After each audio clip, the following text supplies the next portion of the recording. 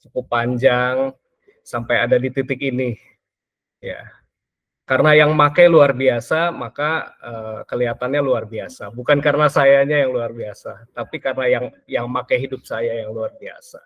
Begitu pula teman-teman, ya. Semua yang ada di tangannya Tuhan pasti luar biasa, ya.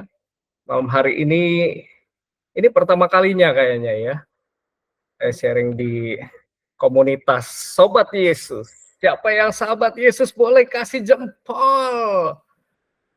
Jempol sendiri, jangan pinjam jempol temennya. Iya. Saya anak komunitas juga, saya bertumbuh dari komunitas ya. Dulu, saya merintis sebuah komunitas namanya Footprints on the Sands Community, sekitar tahun 2006. Sampai 2015 kali ya, gitu.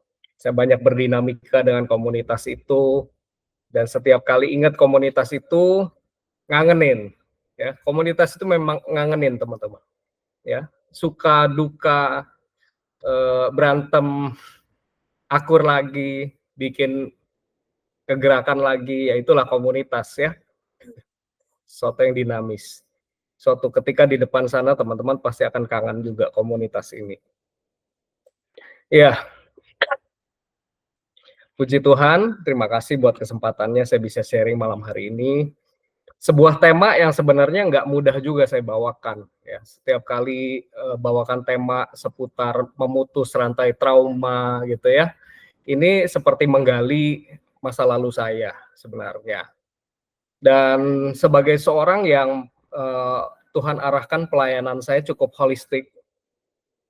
Artinya apa cukup holistik? Saya banyak, mengalami perjalanan yang muter-muter, belajar dari berbagai macam sisi gitu ya, untuk menolong orang, melayani orang, sering gagal, ya setiap kali gagal belajar sesuatu yang baru, sampai akhirnya dalam perjalanan saya melihat, untuk bisa melayani seseorang gitu ya, nggak cukup cuma teologi, nggak cukup cuma psikologi, ya, tapi kita mesti holistik, gitu. Karena pengalaman saya ketika kita mulai buka pembicaraan melalui teologi, biasanya orang langsung mental, resisten.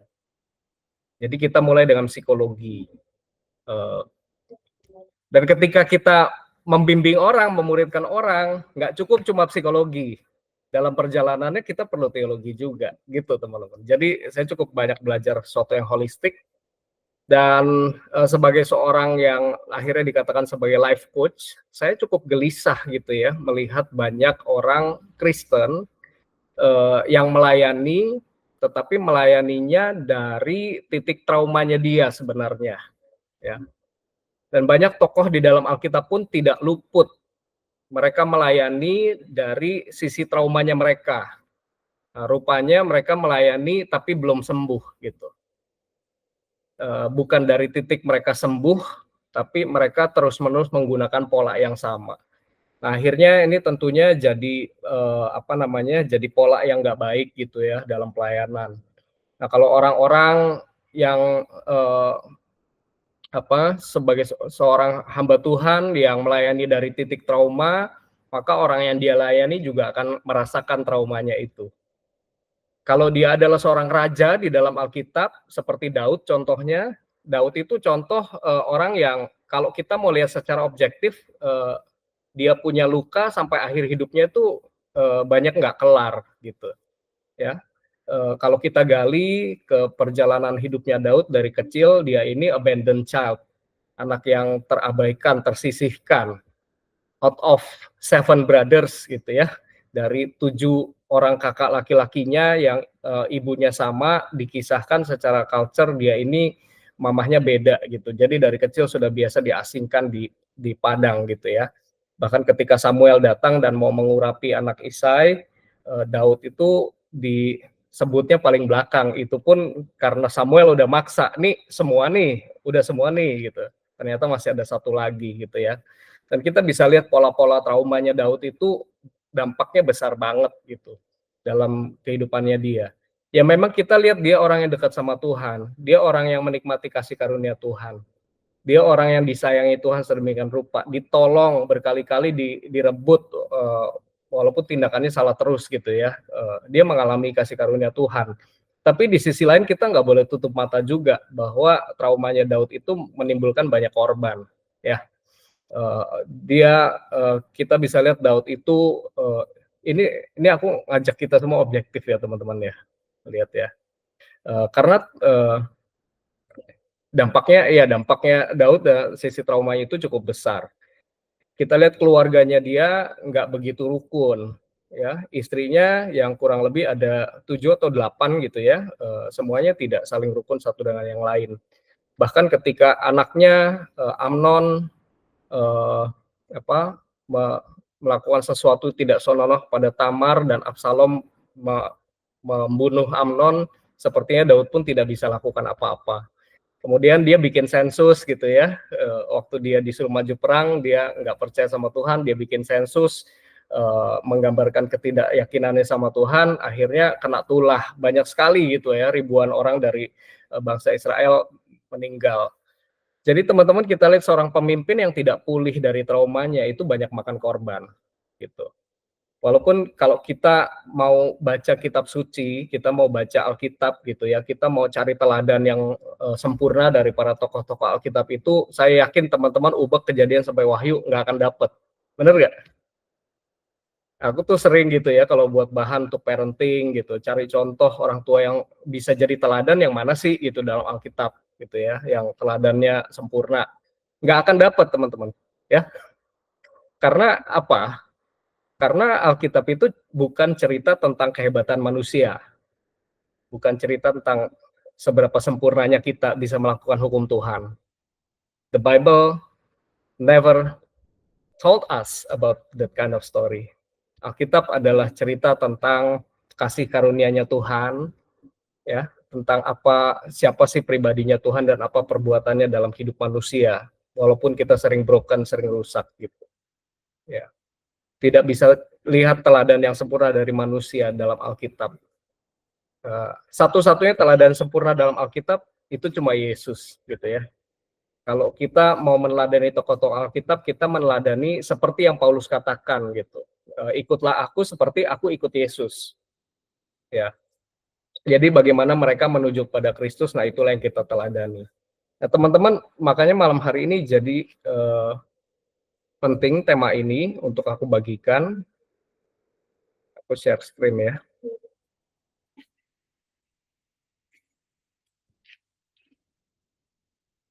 Oke.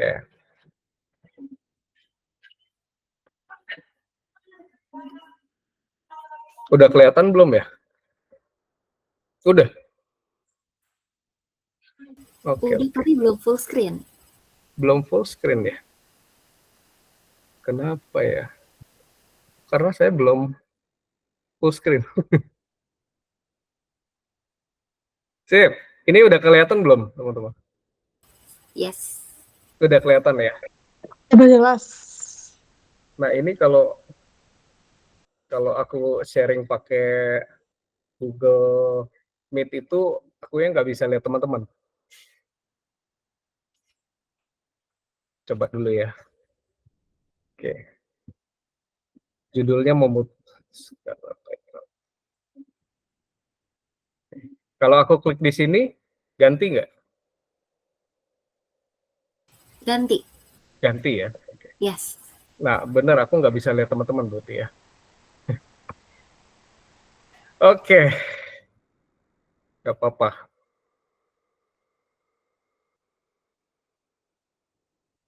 Oke. Balik lagi ke tema ya. Jadi memutuskan rantai trauma. Tema ini jadi sangat penting ya. Tadi ada banyak contoh-contoh dalam Alkitab yang melayani dari titik trauma. Begitupun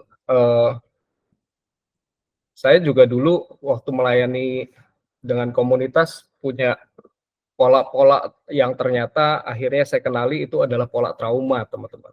Ya, waktu saya punya komunitas tuh komunitas kita kayaknya erat banget friendship-nya. Tapi kalau saya lihat dari titik sekarang saya berada, lihat ke masa itu, sebenarnya komunitas itu jadinya cukup toxic gitu. karena codependent banget gitu, needy banget, clingy banget ya. Jadi sampai akhirnya kita tuh jadi susah gerak gitu. Ya anyway, waktu itu dipakai Tuhan ya dipakai Tuhan gitu ya. Cuma waktu itu saya belum mature, belum dewasa gitu.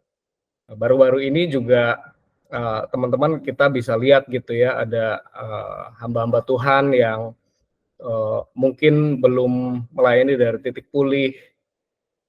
Kita lihat banyak pola-pola pelayanannya, parentingnya. Jadi bagi orang yang cukup healthy, maka kelihatan sebenarnya mereka tuh pakai pola yang kurang healthy dari titik trauma mereka.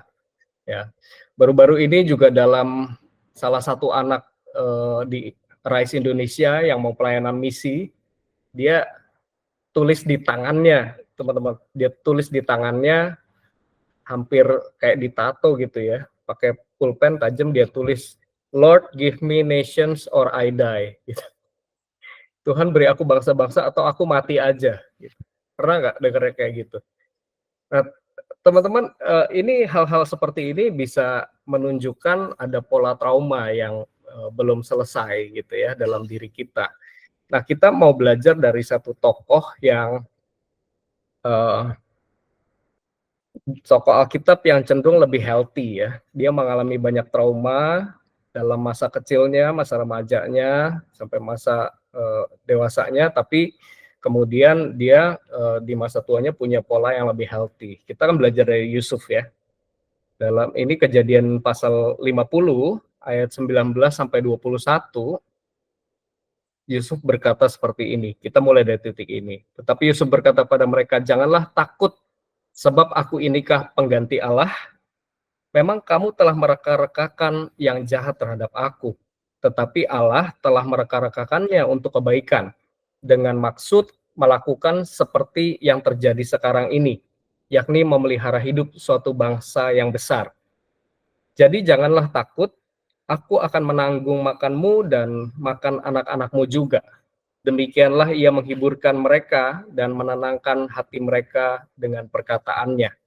Nah, teman-teman, Yusuf mengucapkan ini sebagai seorang pemimpin di tanah Mesir dari titik di mana dia sudah pulih. Kita bisa lihat ya, teman-teman ya, dari ungkapannya ini kita melihat Yusuf adalah seorang yang sudah pulih. Tetapi dalam kehidupannya, dia pun tidak luput dari pola-pola trauma masa lalu. Ya, kalau kita mungkin ngerasa, "Kak, keluargaku toksik, Kak," gitu ya. Mungkin kalau orang lain keluarganya nggak toksik, enak gitu ya. Jadi kayaknya bisa melayani Tuhan dengan lebih healthy, lebih luas gitu ya. Mungkin banyak di antara kita punya keluarga yang cenderung dalam tanda kutip toksik. Nah, sebenarnya teman-teman, saya juga keluarganya cenderung toksik. Nah, satu hal yang harus kita pahami adalah bahwa yang dimaksud sebagai toksik itu adalah sebuah pola yang terjadi dalam kehidupan kita. Nah, sebagai orang-orang yang udah jatuh dalam dosa, dosa itulah yang menciptakan pola dalam kehidupan kita, ya. Pola apa? Pola berdosa yang sebenarnya dari zaman Adam itu ulang-ulang terus. Makanya dibutuhkan kepekaan dari kita untuk bisa melihat pola apa yang terus berulang dan kita nggak mau pola itu terulang lagi dalam hidup kita, ya. Dalam hidup kita, dalam kepemimpinan kita, dalam pelayanan kita. Roma 3 ayat 23 berkata, karena semua orang telah berbuat dosa, ya. Semua orang telah berdosa sebenarnya, bukan hanya berdosa dan fall short the glory of God. Ada glorinya Tuhan dalam diri kita, tapi fall short. Bukan kehilangan ya, tapi sudah rusak kemuliaan Allah dalam diri manusia itu. Ya, kalau hilang sama sekali, kita nggak punya hati nurani. Saya lebih menganut teologinya Luther gitu ya. Kalau Calvin bilang kan, oh rusak total gitu ya, sampai hati nurani kita juga rusak total. Pada faktanya ibu yang punya bayi tetap menyusui bayinya gitu. Saya percaya masih ada nyala api Tuhan, seperti kata Martin Luther. Ada nyala api Tuhan dalam hati nurani setiap manusia, itu tidak terpadamkan gitu ya. Tapi secara keseluruhan, secara garis besar, kemuliaan Allah dalam diri manusia itu sudah rusak, maka menciptakan pola-pola itu. Nah, seperti Yusuf pun tidak luput dari pola toksik ini. Mari kita coba kenali ya. Kalau kita lihat dalam Kejadian 37, pola apa yang dialami oleh Yusuf. Inilah riwayat keturunan Yakub. Yusuf tatkala berumur 17 tahun, jadi masih muda, biasa mengembalakan kambing domba bersama-sama dengan saudara-saudaranya, anak-anak Bilha dan Zilpa, kedua istri ayahnya. Dan Yusuf menyampaikan pada ayahnya kabar tentang kejahatan saudara-saudaranya. Here's the thing, Israel lebih mengasihi Yusuf daripada semua anaknya yang lain. Sebab Yusuf itulah anaknya yang lahir pada masa tuanya, dan ia menyuruh membuat jubah yang maha indah bagi dia. Setelah dilihat oleh saudara-saudaranya bahwa ayahnya lebih mengasihi Yusuf dari semua saudaranya, maka bencilah mereka itu kepadanya dan tidak mau menyapanya dengan ramah. Teman-teman, kita lihat di sini di ayat 3 ada satu problem ya yang biasa ada dalam keluarga. Israel lebih mengasihi Yusuf dari semua anaknya yang lain. Apa nih? Favoritisme ya. Ada favoritisme. Ada membanding-bandingkan, ya, ada anak favorit. Ya. Kalau kita nggak jeli melihat, mungkin kita akan langsung salahin saudara-saudaranya Yusuf. Tapi di sini kita lihat persoalannya dimulai dari bapaknya nih, si Israel, Yakub. Dia favoritism kepada Yusuf. Ya. Karena apa? Karena Yusuf itulah anaknya lahir pada masa tuanya dari istri yang dia cintai. Gitu. Karena sebenarnya si Yakub ini nggak mau nikah dengan Lea, apalagi Bilha dan Zilpa. Gitu. Jadi Yakub nih mau punya anak dari Rahel yang dia sayang. Yang mana Rahel ini nggak kunjung punya anak setelah bertahun-tahun menikah, gitu ya. Dan banyak sekali pola yang tidak sehat dalam kehidupannya Yakub dan istri-istrinya itu. Ya. Kita bisa bayangkan saudara-saudaranya Yusuf sejak mereka lahir dan besar bersama, mereka itu nggak pernah dapat kasih sayang seorang ayah yang harusnya mereka terima.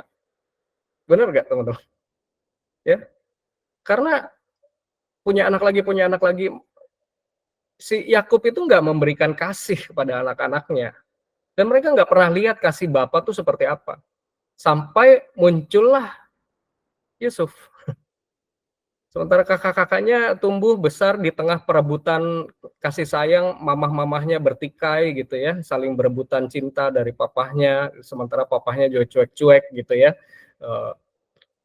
Muncullah tiba-tiba Yusuf. Dan seketika itu juga ya mereka melihat kok bapaknya sayang banget sama si Yusuf. Ini sesuatu yang nggak pernah kita alami sebelumnya. Kok tiba-tiba dia menikmati sesuatu yang seperti ini. Gitu.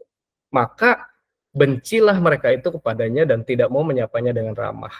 Ya. Teman-teman, ini manusiawi sekali. Kalau kita baca ceritanya, karena kita udah didoktrin dari sekolah minggu, kita bisa langsung blame saudara-saudaranya, gitu ya. Tapi ini manusiawi sekali. Sebenarnya apa yang terjadi dengan pola ini bukan cuma dimulai dari keluarga Yusuf, tapi ini pola berulang dari bapaknya, dari si Yakub. Di Kejadian 25 kita lihat kisah tentang kelahiran Esau dan Yakub ya. Setelah genap harinya untuk bersalin, memang anak kembar yang di dalam kandungannya. Keluarlah yang pertama, warnanya merah, seluruh tubuhnya seperti jubah berbulu. Sebab itu dia dinamai Esau. Sesudah itu keluarlah adiknya, tangannya memegang tumit Esau. Sebab itu ia dinamai Yakub. Ishak berumur 60 tahun pada waktu mereka lahir. Lalu bertambah besarlah kedua anak itu. Esau menjadi seorang pandai berburu, seorang yang suka tinggal di padang, tetapi Yakub adalah seorang yang tenang, yang suka tinggal di kemah. Ya. Ini orang tuanya Yakub ini juga udah favoritism ya. Ishak dan Ribka ini masing-masing punya pegangan, dan mereka ini dari waktu Yakub lahir itu sudah dilabel. Yakub itu sebenarnya label, artinya penipu, pemegang tumit. Ya, kakaknya keluar dia nggak rela, dia pegangin tumitnya. Jadi seperti itulah kehidupan Yusuf nantinya. Kalau nanti teman-teman mau lihat pola dalam hidupnya Yakub, ya. Yakub itu perlu ngejegal orang, selalu perlu ngejegal orang untuk dapat apa yang dia mau. Ya, terus-menerus berulang-ulang seperti itu. Sampai akhirnya di titik di mana dia bergumul dengan Allah, titik terakhir itu dia bergumul dengan Allah sekitar umur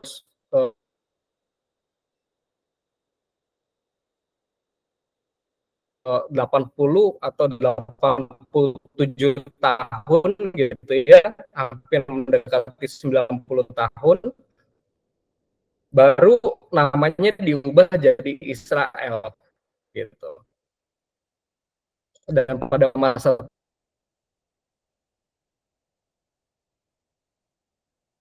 tua itulah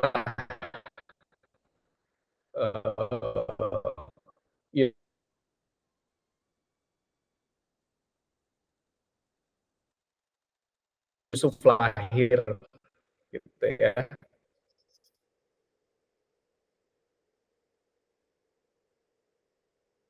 Jadi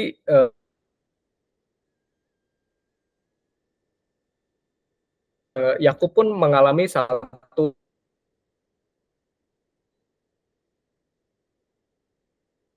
pola yang berulang-ulang dalam hidupnya.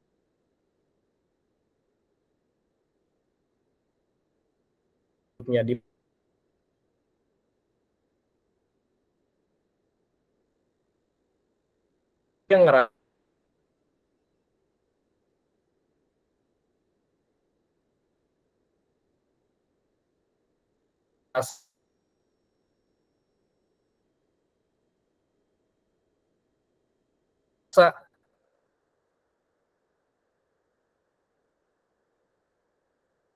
gue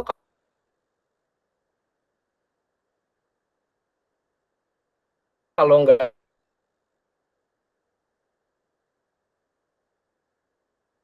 ngejegal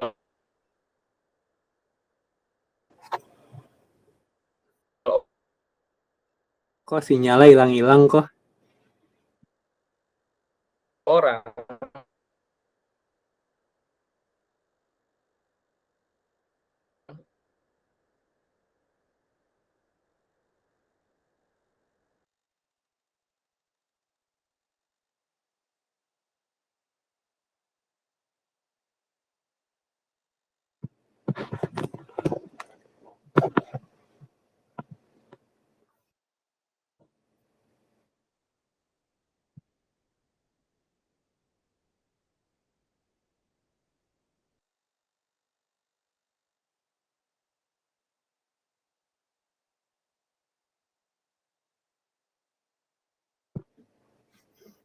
Ya, tunggu bentar ya teman-teman ya. Kayaknya sinyalnya bermasalah.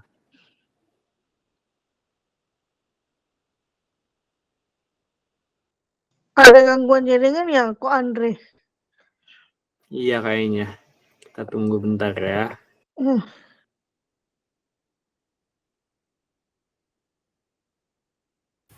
Iya, kok Yosepnya lagi berusaha join lagi. Tunggu sebentar ya teman-teman ya. Ini sinyalku juga hilang-hilangan dari tadi. Makanya aku tadi waktu Koko Christian bilang kayak sinyalnya hilang-hilang. Terus aku bilang, iya sinyalnya hilang-hilang. Ternyata nggak cuma sinyal aku. Tapi mudah-mudahan sinyal kita tetap connect sama Tuhan ya. Supaya apa yang disampaikan benar-benar bisa nyampe ke kita. Dan kita bisa memutuskan segala pola trauma. Supaya kita bisa beresin apa yang salah. Dan yang salah itu bisa jadi benar dan oke lagi. Supaya melayani, bekerja, atau apapun yang kita lakukan nggak didasari dengan pola yang salah. Begitu. Nih, Ko Yosepnya masih berusaha untuk join. Masih infoin ke aku barusan. Sebentar ya teman-teman ya. Sadar kok. Nih, Ko Yosepnya lagi berusaha untuk join. Tadi udah chat juga. Mudah-mudahan sesegera mungkin kita bisa. Nah, udah join lagi. Masih di mute kok. sorry ya teman-teman, aduh, aku keluar nih. Oke, tadi sampai mana ya? Tadi kalau aku hilang-hilangannya sampai di umur 80. Iya, sampai yang Ripka kok pokoknya. Sampai Ripka ya. Oke. Kita lanjut.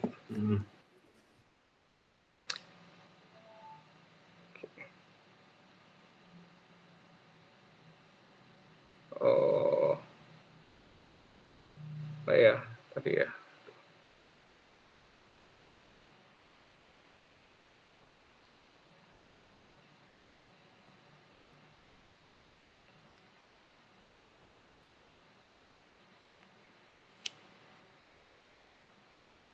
Oke. Kelihatan nggak teman-teman? Kelihatan kok. Kelihatan ya? Oke.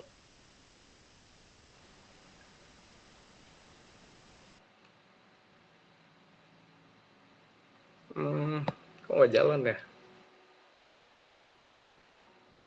Oke. Nah, di sini ya, teman-teman ya. Iya, Iya kok. favoritismnya berulang lagi nih, teman-teman. Ishak sayang pada Esau, sebab ia suka makan daging buruan, tapi Ribka kasih pada Yakub. Pada suatu kali, Yakub sedang masak sesuatu, lalu datanglah Esau dengan lelah dari padang. Kata Esau pada Yakub, berikanlah kiranya aku menghirup sedikit dari yang merah-merah itu, karena aku lelah. Itulah sebabnya namanya disebutkan Edom. Tapi kata Yakub, jualah dahulu kepadaku hak kesulunganmu. Nah, teman-teman, di keluarganya Yakub sendiri juga ada trauma gitu ya dari masa kecil. Favoritism itu terjadi ya. Ishak sayang sama Esau, Ribka sayang sama Yakub, dan setiap kali polanya adalah setiap kali Yakub ingin sesuatu, dia harus merebutnya dengan cara ngejegal orang lain gitu. Nah, ini adalah pola-pola yang diciptakan oleh dosa ya, teman-teman. Dosa itu menciptakan pola luka dan terus-menerus akan melukai kita. Di sini aku tulis apa sih trauma itu? Trauma itu adalah luka yang membekas pasca sebuah kejadian. Banyak hal yang bisa menimbulkan trauma dalam hidup kita, gitu ya.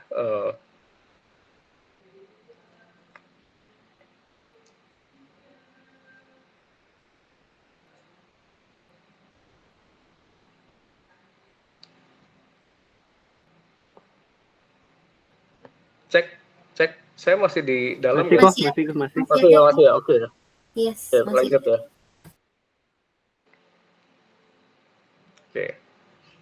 Nah, masalahnya teman-teman, trauma fisik gampang dikenali dan cenderung kita segera obati. Tapi trauma dalam jiwa kita, ya, trauma dalam batin kita, seringkali susah disembuhkan karena nggak mudah untuk kita kenali. Kita kenal itu sebagai sebuah pola biasa aja yang kita jalani sehari-hari dalam hidup kita. Kalaupun kita mengenali, ya, kalaupun kita berusaha mengenali itu dan kita sudah mengenali trauma itu, seringkali alih-alih mengobati, banyak orang justru membiarkan dirinya disfungsional karena adanya bekas luka tersebut. Nah, orang-orang yang hidup dengan trauma yang tidak diobati itu mirip dengan orang yang selamat dari kecelakaan namun mengalami cacat permanen. Nah, ini tentunya teman-teman ada area-area dalam hidup kita yang jadi nggak berfungsi dengan baik, ya. Tapi kita normalisasi karena kita nyaman dengan luka itu. Ya, kadang-kadang kayak kita punya koreng gitu. Ada koreng yang kalau kita biarin gitu ya, rasanya justru enak kalau kita pelihara gitu. Kita garuk ya, makin terasanya makin enak-enak aja gitu, dan kita mulai nyaman dengan luka-luka itu dalam hidup kita. Kita mulai jadikan itu pola dalam keseharian kita, dalam pelayanan kita. Akhirnya apa? Kita nggak sembuh, bahkan trauma itu jadi mengakar dalam kehidupan kita. Nah, teman-teman, bagaimana caranya untuk kita bisa sembuh dari trauma kita? Yang pertama, tentunya kita mesti mengenali adanya pola-pola yang ada dalam hidup kita. Kalau teman-teman lihat tadi kembali ke Kejadian 50 pasal yang ke-19 ya.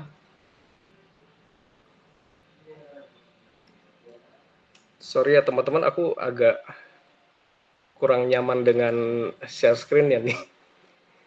Mau dibantu share screen kah kok? Boleh deh, Oke, boleh deh. Kayaknya boleh aku nggak nyaman dibantu banget. kirim. Iya, boleh dibantu Sebentar kirim. ke siapa? Ke Siska ya? Iya, ke Andres juga boleh. Aku sinyalnya juga agak ini putus-putus. Tadi Andreas boleh ya. juga ke aku juga. Thank you kok. Aku share PDF-nya aja ya. Iya, boleh.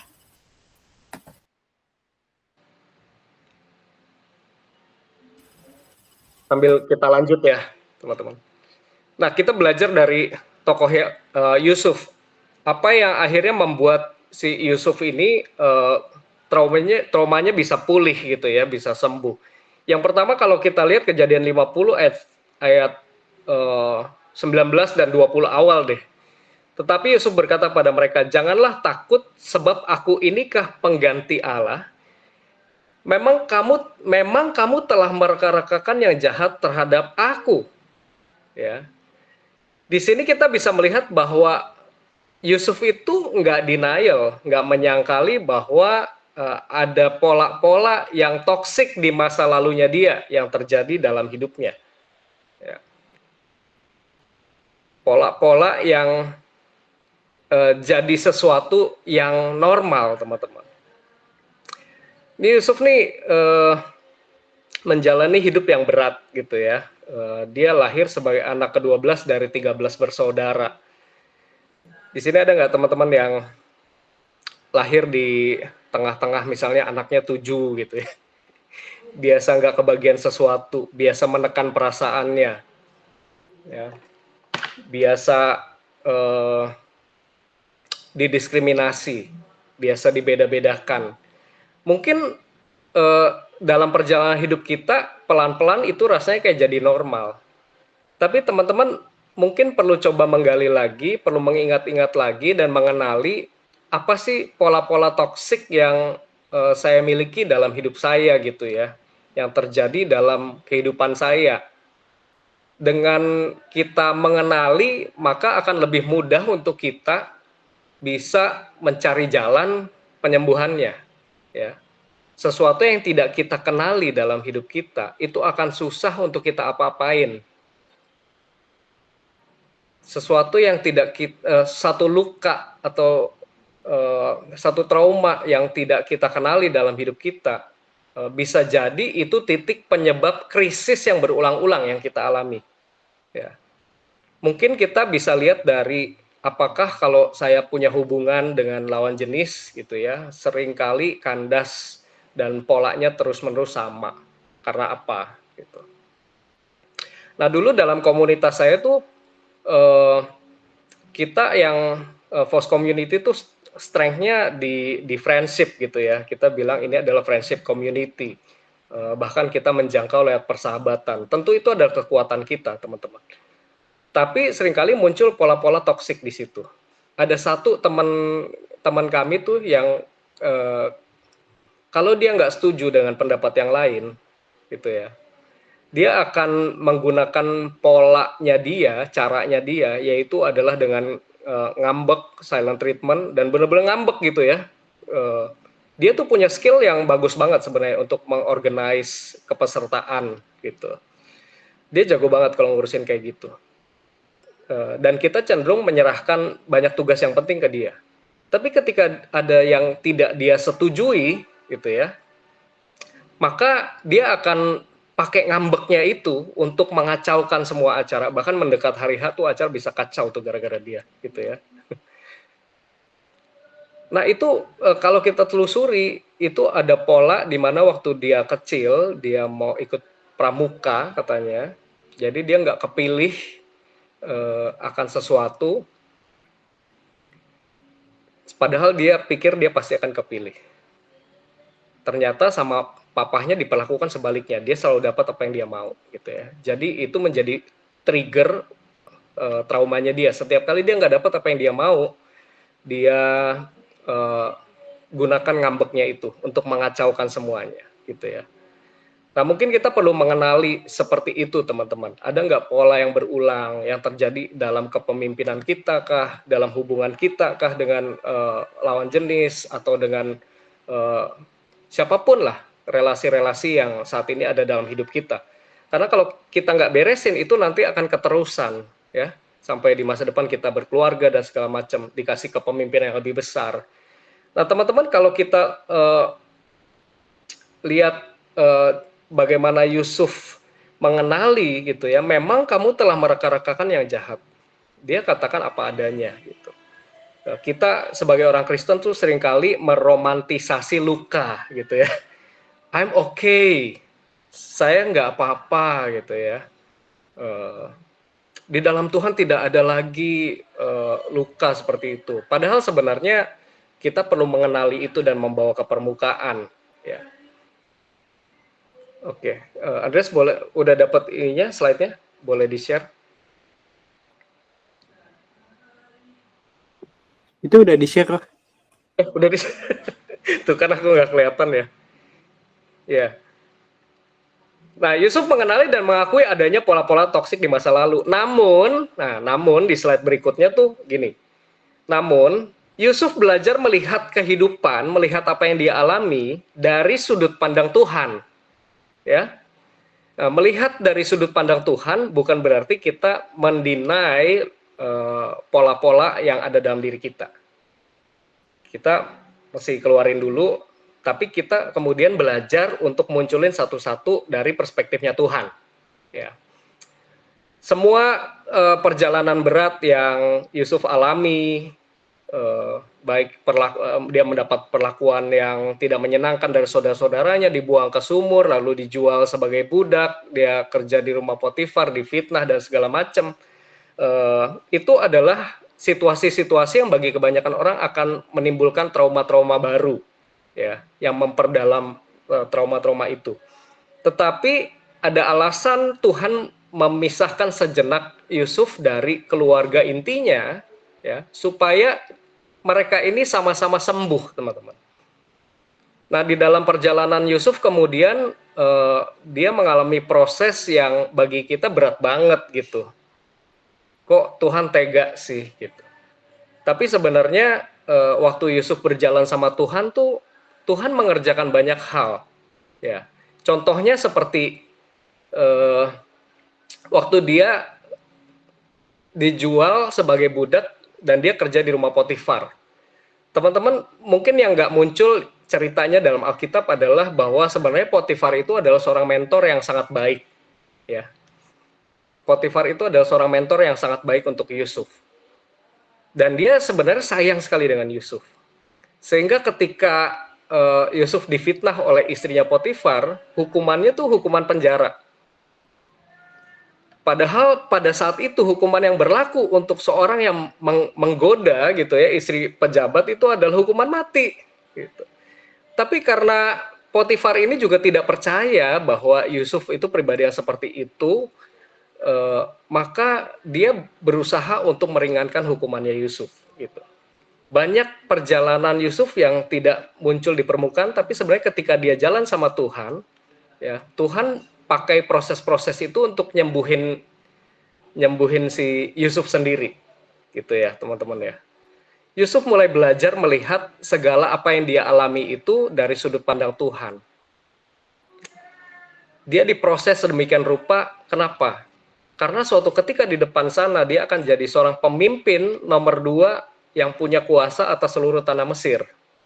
Teman-teman bisa bayangin ya, beban leadership di puncak itu, kalau traumanya Yusuf belum beres, kalau dia tidak dididik Tuhan, wah itu akan menimbulkan kerusakan yang luar biasa.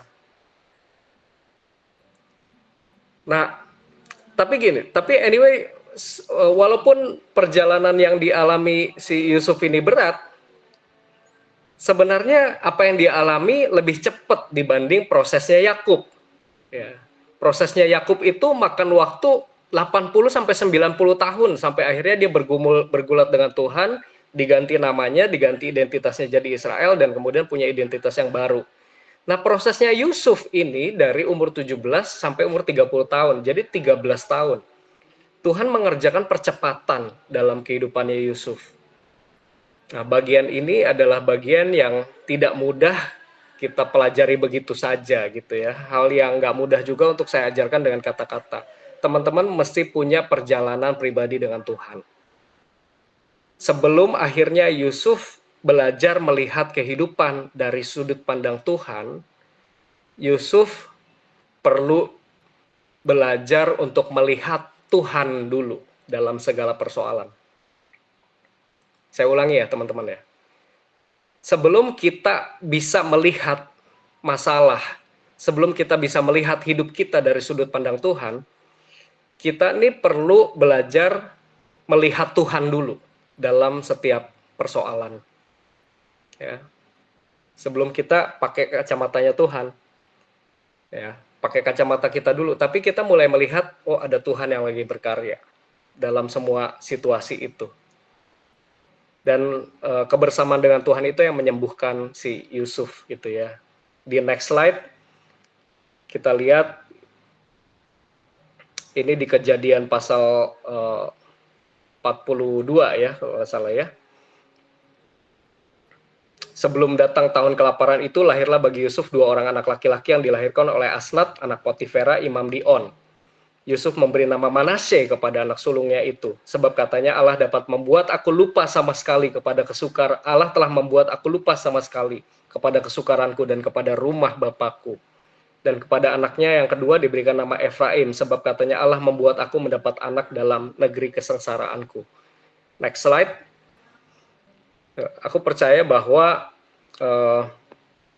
bersama Tuhan, ya, ketika kita jalan sama Tuhan dan mulai mendapat perspektifnya Tuhan, semua proses dalam hidup kita itu akan jadi healing journey dan learning journey.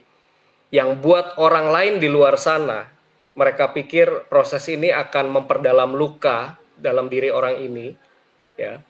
Dan mana di luar sana juga banyak teman-teman kita yang kalau menghadapi tantangan, mereka berpikir lukanya akan lebih dalam, traumanya akan lebih dalam. Tetapi kalau kita berjalan bersama dengan Tuhan secara intensif setiap hari, melihat bahwa dalam setiap situasi kita itu ada Tuhan di sana, sampai akhirnya kita bisa dapat perspektif Tuhan, maka itu akan jadi healing journey buat kita, teman-teman. Ya, itu yang pertama. Yang kedua, gimana caranya Yusuf sembuh dari traumanya, sembuh dari lukanya? Dia belajar mengenali kebutuhan dalam diri orang lain. Suatu ketika kakak-kakaknya datang gitu ya dalam keadaan kelaparan. Akhirnya setelah dia sembuh, instead of melihat saudara-saudara dengan kebencian, dia mulai melihat adanya kebutuhan dalam diri orang lain. Kita juga perlu bisa lihat kebutuhan di dalam diri kita. Ya, kebutuhan dalam diri kita akan menolong kita untuk membuat berempati kepada orang lain yang juga membutuhkan hal yang sama. Ya, itu pertama teman-teman. Kalau kita tahu kelaparan itu rasanya nggak enak, dan ketika kita melihat orang lain kelaparan, rasa empati itu tumbuh. Gitu.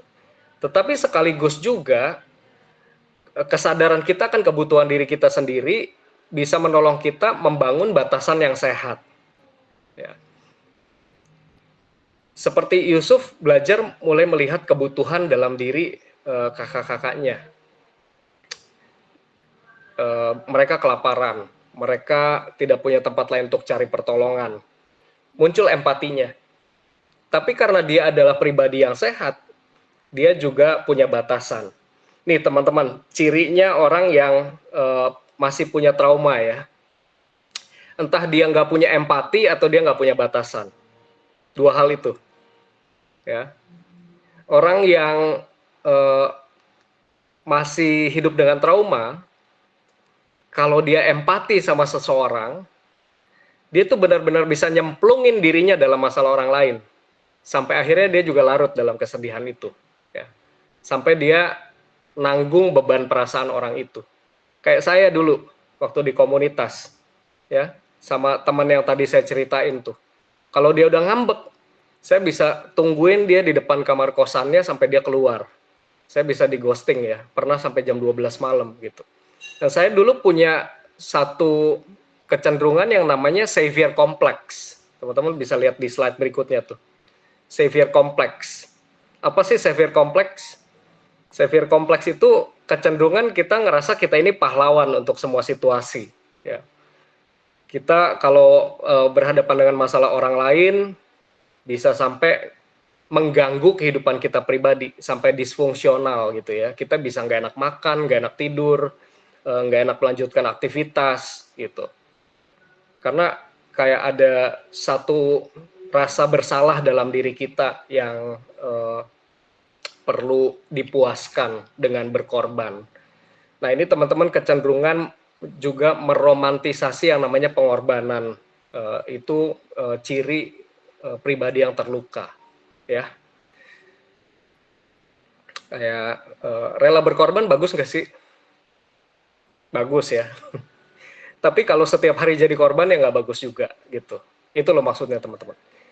Di sisi lain, orang yang juga punya trauma adalah dia bangun bentengnya terlalu kuat. Jadi dia nggak punya empati sama orang lain. Pokoknya intinya ke dirinya aja dia terus, gitu ya. Ke dirinya terus. Jadi pola orang yang terluka ini ada di salah satu ekstrim ini. Either dia empati tanpa punya batasan atau dia bentengnya terlalu kuat. Nah, teman-teman, empathy without boundaries is self destruction. Itu bisa ngancurin diri kita sendiri, ya. Kalau kita lihat Yusuf kemudian mengatakan kepada saudara-saudaranya, kamu tenang aja gitu. Aku akan menanggung makanmu dan makan anak-anakmu. Ya, sesuai kapasitasnya Yusuf.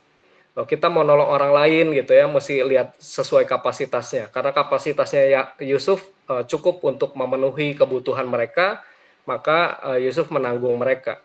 Tetapi yang kita nggak bisa tanggung adalah seringkali kebutuhan emosional orang lain. Itu nggak bisa kita tanggung. Ya, lukanya orang lain itu kita nggak bisa tanggung. Maka teman-teman hati-hati. Gitu. Kalau kita melihat kecenderungan kita untuk meromantisasi pengorbanan, melihat pengorbanan itu kayaknya kita bisa nangis sedemikian rupa dan kita berharap dalam hidup kita ada pengorbanan yang sedemikian rupa, kita perlu hati-hati juga. Jangan-jangan itu adalah bentuk dari trauma dan kita jadinya nggak healthy gitu ya. Saya menyadari kemudian ketika saya menikah dan punya anak, saya perlu buat batasan yang sehat gitu ya, terutama sama teman-teman komunitas yang dulu deket banget. Sekarang dengan musim kehidupan yang berbeda ya kita perlu detach, perlu supaya apa? Supaya keluarga kita juga bisa jalan fungsional. Kalau enggak kita akan dibebani dengan orang-orang yang butuh perhatian secara khusus seperti ini, gitu ya. So biar kita bisa sembuh seperti Yusuf. Bangun empati, tapi bangun juga batasan yang sehat. Kembangkan dua ini secara bersamaan, maka akan terbentuk pola baru yang lebih sehat dalam hidup kita. Nah, yang ketiga, teman-teman, saya mau katakan, apa yang membuat Yusuf sembuh dan memutuskan pola trauma adalah dia be free. Kita lihat bahwa Yusuf ini tidak berusaha untuk membuktikan dirinya in any way, ya. Teman-teman lihat ya, Yusuf ini tidak pernah berusaha membuktikan dirinya in any way. Waktu dia menafsirkan mimpi juru minuman dan juru roti, dan dia dilupakan 2 tahun, dia juga nggak berusaha membuktikan dirinya. Ini gue hebat nih gitu ya. Dan ketika dia sudah jadi penguasa di tanah Mesir, ketemu saudara-saudaranya, dia juga nggak berusaha membuktikan dirinya, mau balas dendam, nih gue udah sukses nih lebih dari kalian gitu ya. Nah seringkali teman-teman yang bikin kita nggak bisa sembuh dari trauma adalah kita terus terjebak dan terikat pada keinginan untuk self-proving, membuktikan diri kita. Ya. Mungkin kita dulu direndahkan, kita dulu disepelekan orang, kemudian dalam perjalanan hidup kita ketika kita mulai sukses, mulai berhasil, kita mengikatkan diri kita lagi pada trauma itu. Caranya gimana? Ya dengan membuktikan diri. Nih pelayanan gue sekarang udah berhasil gitu ya. Nih sekarang gue udah mencapai ini. Dan kita jadi proud akan seperti itu. Teman-teman, saya mau katakan hiduplah bukan untuk membuktikan diri. tapi hiduplah untuk berfungsi. Ya. Tuhan mau kita berfungsi aja. Jalanilah hidup kita sesehat-sehatnya, sebaik-baiknya, ya. Jangan dengan spirit untuk membuktikan apa-apa kepada dunia kita. Kalau pelayanan kita diberkati, kita diperkenalkan dengan cara yang baik, kayak tadi Francisca gitu ya, saya pikir tetap yang luar biasa adalah Tuhan gitu ya. Saya hanya menjalani aja perjalanan hidup saya selama ini dengan sehat, dan saya fokusnya cuma ingin berfungsi aja. Ya, kita ini garam dan kita ini terang. Garam tidak perlu membuktikan dirinya asin, cukup hadir aja dan biarlah orang lain merasakan kehadiran kita. Begitupun terang. Terang itu tidak perlu membuktikan bahwa saya ini terang loh gitu. Cukup kita hadir aja orang akan lihat. Ya, yang penting berfungsilah, fokus saja berfungsi. Nah, fokus sama fungsi. Coba kita lihat balik ke yang tadi ya. Kita disfungsionalnya di mana? Apakah kita disfungsional karena ada pola-pola yang nggak kita kenali, atau kita disfungsional karena kita masih berusaha menanggung beban perasaan orang lain, beban emosi orang lain, lukanya orang lain gitu ya. Hal-hal yang seperti itu. Tuh. Seperti ada pepatah mengatakan gitu ya, ungkapan ini mengatakan langit tidak perlu menjelaskan bahwa dirinya tinggi ya. Cukup dengan ya dia ada di sana. Kenapa dia ada di sana? Karena perjalanan hidup bersama Tuhan itu membawa dia sampai di titik itu gitu. Ya, Yusuf tidak merasa perlu membuktikan apa-apa karena dia sadar saya di titik ini pun karena Tuhan ya. Dan pada akhirnya yang melabel dia adalah Firaun sendiri. Firaun melabel Yusuf sebagai Zafnat Pa'aneah. Ya, Zafnat Pa'aneah itu dalam bahasa Mesir kuno diterjemahkan sebagai the savior of the world atau juru selamat dunia gitu. Nah, teman-teman gini, kalau kita fokusnya sama berfungsi, yang penting saya berfungsi, saya mengeluarkan buah saya sebaik-baiknya, maka nanti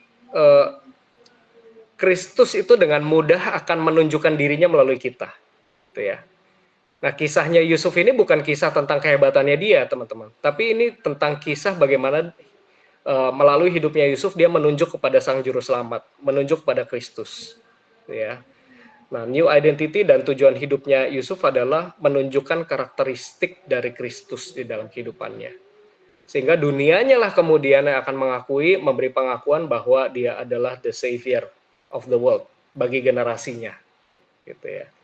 Kalau kita lihat kisah dari Yusuf ini diakhiri dengan bagaimana dia menunjukkan healthy pattern. Yusuf menjadi seorang yang tetap healthy dalam kepemimpinannya. Ya, boleh next slide teman-teman. Kita bisa lihat di sini Kejadian 50 ayat 22 sampai 23. Ya, dikatakan begini, Yusuf tetap tinggal di Mesir. Jadi apa? Tetap dalam leadership ya, dia tetap memimpin Mesir. Dengan sanak saudaranya, dia hidup rukun dengan keluarganya. Setelah dia dipisahkan sedemikian lama untuk sama-sama sembuh, ya. Dia nggak berusaha membalas saudaranya, dia nggak berusaha membuktikan apa-apa, dia hidup rukun aja. Ia hidup sampai berumur 110 tahun. Nih lihat, dan dia tidak melanjutkan pola traumanya kepada anak-anaknya. Ia masih sempat melihat anak cucu Efraim. Ia sempat juga mengasuh anak-anak Makhir, yaitu cucu Manasye, sebagai anaknya sendiri. Bahkan literatur lain mengatakan Yusuf membagi warisannya di antara mereka, gitu ya. Kita lihat satu pola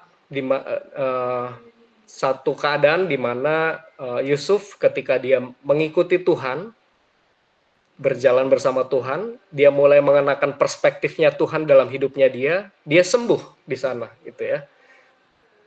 Dia sembuh dan kemudian dia tidak mengikatkan diri pada beban emosional, dia membangun empati yang cukup, dia juga membangun batasan yang cukup, dan kemudian dia hidup untuk berfungsi bagi dunianya, bukan untuk membuktikan apa-apa. I just want to be functional in my life. Dan pada akhirnya kemuliaan datangnya dari Tuhan. Kiranya apa yang kubagikan malam hari ini menolong kita untuk melihat bahwa Tuhan mau kita pulih, karena seorang pemimpin, seorang pelayan, seorang hamba Tuhan yang hidupnya sehat, pulih dari trauma, dia akan berdampak baik bagi hidupnya, bagi orang-orang di sekitarnya, dan bagi generasi yang akan datang setelah dia. Terima kasih, Tuhan Yesus memberkati kita semua.